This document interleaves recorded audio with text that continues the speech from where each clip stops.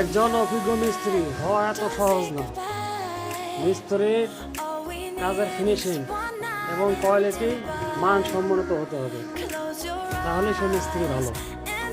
মিস্ত্রি মার্কেট দিয়ে কাজ শিখেছে না, কাজ করতে করতে অভিজ্ঞতা হবে। দেখতে পারতেছেন আমাদের খালেক ভাই, সেও তো কিছুদিন আগে হেল্পার ছিল, এখন মাশাআল্লাহ হাতে কাজ ধরে হাতে এখন মিস্ত্রি, ভালো মিস্ত্রির সঙ্গে আছে। ইনশাল্লাহ ভাই দেবো, আপনার দোয়া করেন, কারণ কাজ করবেন হলে মহব্বত করে। কাজের সৌন্দর্য অবশ্যই আসবে, কাজের মতো করে বিনাবারি করবেন না, কাজ করবেন একুরেট করার চেষ্টা করবেন সবসময়, তাহলে কাজ লাগবে সুন্দর।